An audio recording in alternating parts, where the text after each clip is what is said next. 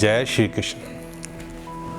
सर्वप्रथम मैं उन सभी देवियों और सज्जनों का आभार व्यक्त करता हूँ जिन्होंने मेरे इस चैनल राधे राधे को सब्सक्राइब किया है, और मैं उन सभी देवियों और सज्जनों का धन्यवाद करता हूँ जिन्होंने मेरे इस चैनल को सब्सक्राइब तो नहीं किया परंतु इसे देखा ज़रूर है, क्योंकि कम से कम उन्होंने इसे देखने में कुछ तो समय अपना लगाया ही है। तो आओ हम इस भक्ति के मार्ग पर आगे चलते हैं। आज हम चर्चा करेंगे भगवान जी के अवतारों के बारे में।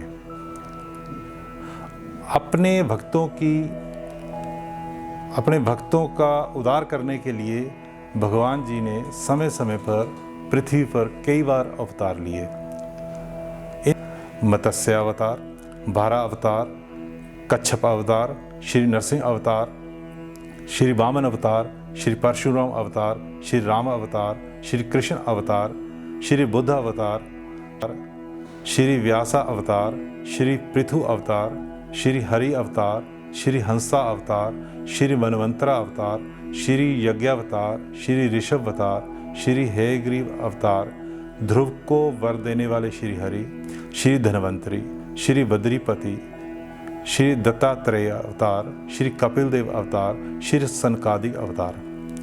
इनमें से कई अवतारों के बारे में आपने बचपन से सुना होगा।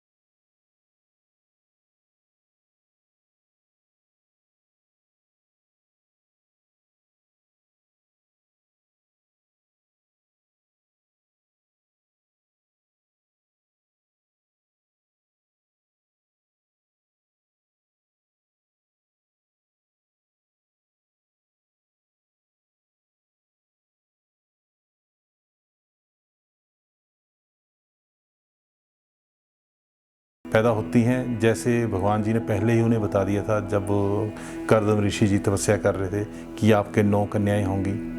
तो ऐसे ही समय आने पर 9 कन्याएं पैदा होती हैं। 9 कन्याएं बड़ी भी हो गई। अब कर्दम ऋषि जी वन को जाने लगे तपस्या के लिए, तो उनकी पत्नी देवाहुति ने उन्हें रोक लिया। कहती ये क्या, आप चल पड़े, अब ये तो शादी लायक हुई हैं और इसकी जिम्मेवारी कौन निभाएगा। और हर मनुष्य और पुत्र के पैदा होने तक तो आपको घर पे रुकना चाहिए, क्योंकि आप जो है पितर ऋण से मुक्त नहीं हो पाओगे जब तक आपके घर पुत्र नहीं होगा और दूसरी कन्याओं की शादी करनी है। तो कर्दम ऋषि जी ने कहा कि ठीक है, आपके अभी जो 10वीं संतान होगी वो पुत्र ही होगा। और उन्होंने जो भगवान जी ने उनसे कहा था कि मैं आपके घर पुत्र के रूप में जन्म लूँगा, वो बात भी बताई। तो उसके कुछ समय बाद ही ब्रह्मा जी ऋषियों के साथ कर्दम ऋषि जी के आश्रम आते हैं और उनसे कर्दम ऋषि जी से कहते हैं कि आपकी कन्याओं के लिए ये ऋषि उपयुक्त वर हैं और ये ही आगे सृष्टि का विस्तार भी करेंगे। तो ब्रह्मा जी के कहने पर कर्दम ऋषि जी ने अपनी 9 कन्याएं उन ऋषियों को ब्याह दी। अब कौन सी कन्या किससे ब्याही, मैं अभी आपको बताता हूं। कला नाम की कन्या ऋषि मरीच जी को, अनसुईया ऋषि अत्रि जी को, शधा ऋषि अंगिरा को, ऋषि अंगिरा को, हविर्भु ऋषि पुलतस्या को, गति ऋषि पुलह को, क्रिया ऋषि कृत को, ख्याति ऋषि भृगु जी को, अरुंधति ऋषि वशिष्ठ जी को, शांति नाम की कन्या अथर्वा ऋषि को ब्याही की। इसके पश्चात समय आने पर भगवान जी ने उनके घर अवतार लिया, जिनका नाम कपिल जी रखा गया। इस प्रकार भगवान श्री कपिल जी का जन्म हुआ। जब भगवान जी कपिल जी थोड़े से बड़े हुए तो कर्दम ऋषि जी को तो मालूम था कि ये भगवान जी का रूप है, भगवान जी ने ही जन्म लिया है यहाँ पे। तो अपने पुत्र को कहने लगे कि हे प्रभु, आप मुझे अपनी मोक्ष प्राप्ति के लिए, तप करने के लिए मुझे जंगल में जाने की आज्ञा दीजिए, ताकि मैं जंगलों में जाकर अपनी तपस्या करूं और अपने परम धाम को जाने का मुझे अवसर मिले, ताकि मुझे मोक्ष की प्राप्ति हो। तो भगवान श्री कपिल जी ने, जो कि जबकि उनके पुत्र हैं, उनसे कहा ठीक है पिताजी, आप जाइए, यहाँ गृहस्थ की आप चिंता मत कीजिए, आप जाइए और अपना कार्य कीजिए जिससे आपको मोक्ष की प्राप्ति हो। इस प्रकार उन्होंने भगवान श्री कपिल जी की प्रदक्षिणा की और जंगल को प्रस्थान कर गए। अब उनकी माता जी, वो उनके पास ही रही, कपिल जी के पास, उसी आश्रम में। जिस आश्रम में वो रहे हैं उस जगह का नाम है बिंदु सरोवर। बिंदु सरोवर में वो ठहरे थे, वो वहीं पे माता जी उनके साथ थी। दोनों माता पिता माँ और बेटा वहीं रहते थे।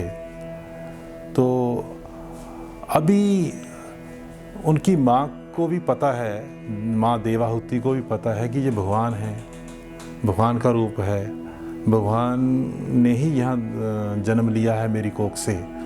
तो उन्होंने अब भगवान श्री कपिल जी से मोक्ष प्राप्ति का साधन पूछा, रास्ता पूछा कि किस प्रकार मुझे परम धाम का रास्ता बताइए, किस प्रकार मुझे मोक्ष प्राप्त होगा।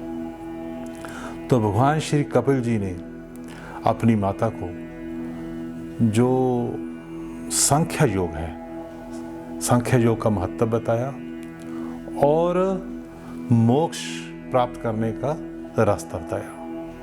भगवान श्री कपिल जी ने माता जी से कहा, हे माता, इस आत्मा के बंधन और मुक्ति का कारण चित्त ही है, चित्त सिवा कोई दूसरा नहीं, चित्त के सिवा कोई दूसरा नहीं। ये चित्त शब्दादि विषयों में आसक्त होने पर बंधन का कारण होता है और वही ईश्वर के प्रति अनुरक्त होने पर मुक्ति का कारण बन जाता है। अगर तो आप विषयों में आसक्त रहोगे तो बंधन में बन जाओगे, अगर परमात्मा में ध्यान रखाओगे तो मुक्त हो जाओगे, इस जीवन मृत्यु जो के चक्कर से छुटकारा पा लोगे, यानी मोक्ष को प्राप्त हो जाओगे। और दूसरी बात कि दुष्ट पुरुषों का संग जीवात्मा को बांधने वाली दृढ़ फांसी है, कि जो दुष्ट लोगों का अगर आप संग करोगे, उनके साथ रहोगे तो क्या हो जाएगा, फिर बंधनों में बंधते जाओगे। और यदि आप सत्पुरुषों का, अच्छे लोगों का संग करोगे तो पक्का ही भगवान की भक्ति को प्राप्त होगे, भगवान की भक्ति करोगे।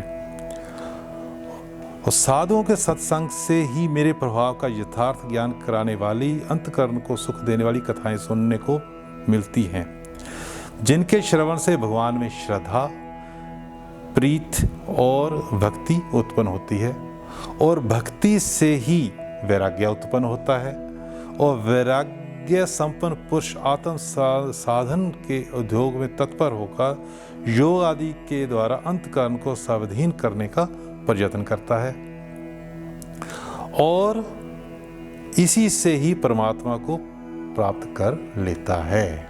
यानी कुल बात ये है कि यदि तो आप बुरे लोगों का साथ दोगे, उनका संग करोगे, उनके साथ रहोगे तो वे बंधनों में बंधते जाओगे। अगर अच्छे लोग साधु पुरुषों का साथ रखोगे, उनके साथ रहोगे तो आप भगवान के प्रवचन सुनोगे, उनकी कथाएं सुनोगे, भक्ति करोगे, भक्ति से वैराग्य हो जाएगा, वैराग्य से ही भगवान की प्राप्ति हो जाएगी, मोक्ष की प्राप्ति हो जाएगी। ये भगवान श्री कपिल जी ने अपनी माँ देवावती से कहा। उन्होंने एक बहुत अच्छी बात बताई कि उन्होंने मनुष्य योनि का महत्व बतलाया, और ये भी बतलाया कि मनुष्य योनि पाप और पुण्य के सम्मिश्रण से प्राप्त होती है। यानी कि ये जो हम मनुष्य योनि में जन्म लेते हैं, ये कोई कम महत्व वाली नहीं है, इसका भी काफ़ी महत्व है। इसको भी वही मनुष्य प्राप्त करता है जिसने पूर्व जन्म में कुछ पाप किए हैं, कुछ पुण्य किए हैं, यानी कि दोनों का मिला जुला असर होने पर ही ये योनि प्राप्त होती है। इसके साथ ही उन्होंने कहा, हे माता, मेरे कहे हुए इस मार्ग से यदि आप चलेंगी तो आप बहुत शीघ्र ही आप मुक्त हो जाओगी और परम धाम को जाओगी। हे जननी, ब्रह्म ज्ञानियों के द्वारा सेवनीय मेरे इस अनुशासन पर आप विश्वास रखें। इस प्रकार बर्ताव करने से आप संसार से छूटकर मेरे जन्म मरण रहित स्वरूप को प्राप्त होंगी। मेरे इस मत को ना जानने वाले पुरुष मृत्यु रूप संसार में बार बार गिरते हैं। भगवान जी ने कहा कि जो इस बात को नहीं मानते हैं तो वो जीवन मृत्यु के चक्कर में पड़े रहते हैं। इस प्रकार जो उनकी माता देवावती है, उन्होंने इनको उनके कथा अनुसार, उनके कहे अनुसार भक्ति मार्ग चुना और मोक्ष की प्राप्ति की। जय श्री कृष्ण। मैं आप सभी से अनुरोध करता हूँ कि मुझे मालूम है आज की भागदौड़ वाली ज़िंदगी में ज़्यादा समय नहीं है, इसलिए मेरी भी कोशिश ये होती है कि मैं छोटे छोटे संक्षिप्त रूप में आपको बताऊं, ताकि अगर मैं ज़्यादा लंबी स्टोरी कहानी लिखूंगा, बताऊंगा, तो उससे क्या होगा कि समय ज़्यादा लगेगा, आप बोर भी होने लग जाओगे। बोर तो चलो नहीं हो सकता ना भी हो, लेकिन आपका समय नहीं होगा कि तुम मेरी सुन सको। इसलिए मैं कोशिश करता हूँ 5-10 मिनट के अंदर ही ये ख़त्म कर दिया जाए, और ताकि अगले संडे कोई दूसरी बात की जाए। मैं हर शनिवार या रविवार कुछ नई चीज़ लेके, नया विषय लेके आपके सामने आऊँगा। मेरा आपसे अनुरोध है कि मेरे इस चैनल को आगे बढ़ाने के लिए इस वीडियो को अपने मित्रों तक पहुंचाए, अपने रिश्तेदारों तक पहुंचाए, ताकि वो भी इसका आनंद ले सकें। जय श्री कृष्ण।